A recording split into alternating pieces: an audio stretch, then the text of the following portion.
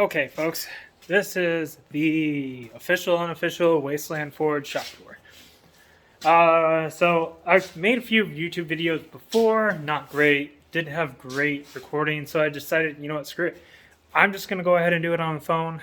I got a good phone now. I can make good videos. As you can see, the recording is actually pretty good.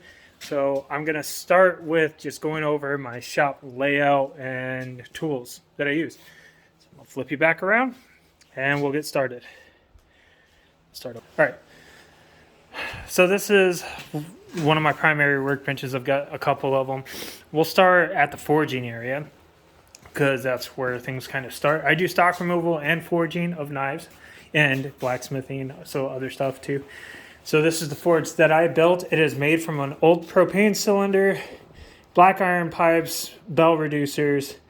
I drilled a 1/64 hole in the end of a cap. It gets ample pressure, not good enough for forge welding. I'll be getting a new forge in the future. That is my old solid fuel forge. So, coal, charcoal, all that. That's a vise I need to make a stand for. These are my propane cylinders.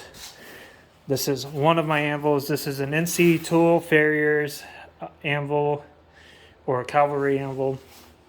It's pretty decent. This is my primary anvil. It is a 51 kilogram, so about 112 pound Brooks English pattern anvil. I don't know if you can see, but it's Brooks. This is my large post vise. This is about 120 pound post vise with a pretty hefty stand. I need to put sand in it to weigh it down so it's not unbalanced. That's got peanut oil in it. Those two have Parks 50 that I use for pretty much everything. These are some water jet cutouts, old welder, oxyacetylene. Very important tool for knife making.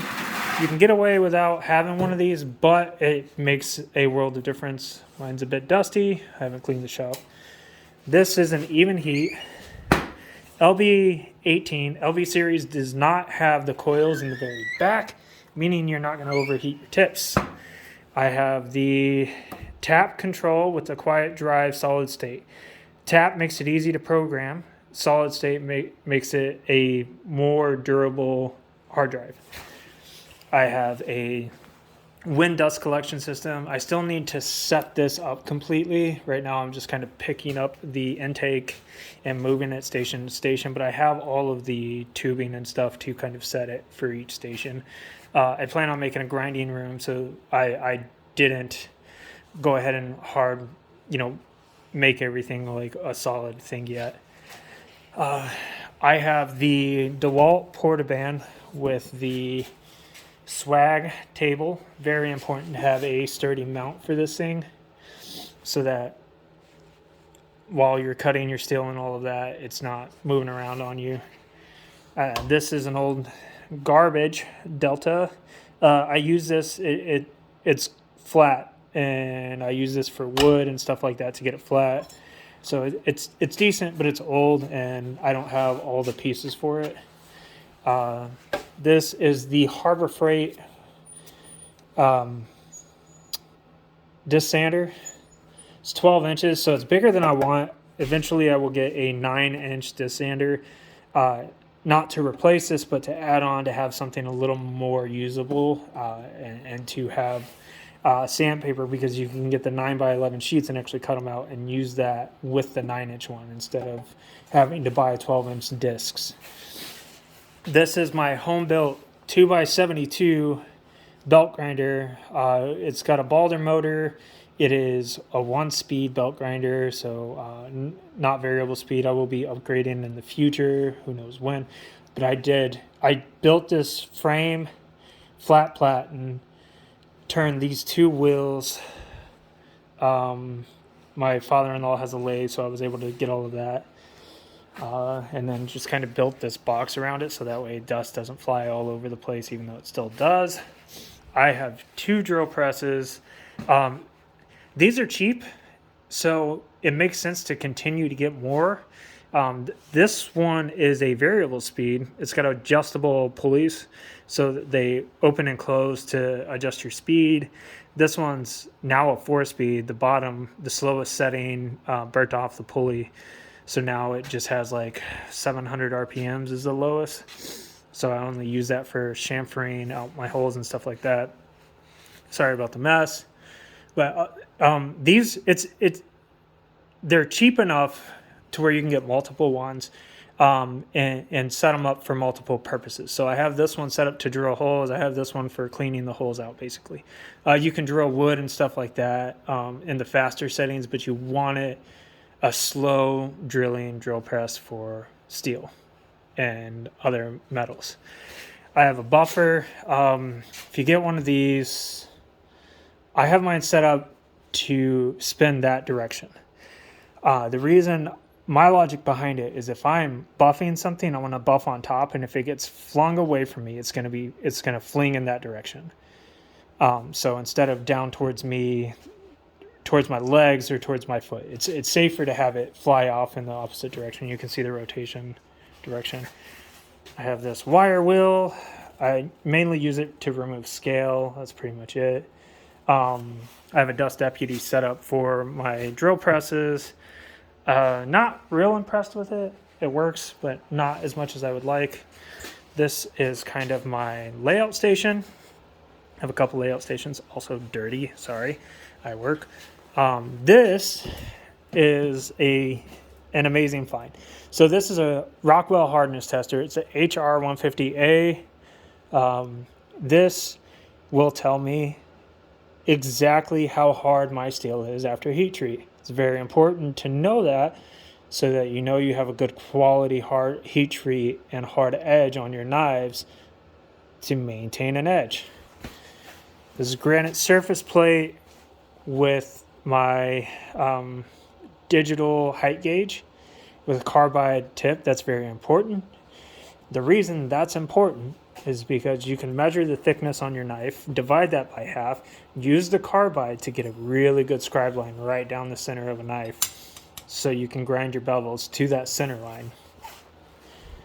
Okay, let's see. Another layout station. Can't ever have too many clamps. This is like my pantry, so I keep steel up here.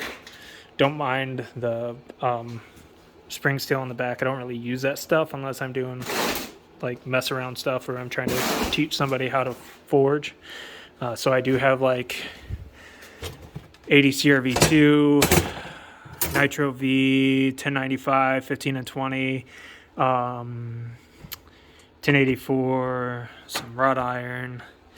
I have a bunch of junk right here that in the future I'll make junk Damascus out of.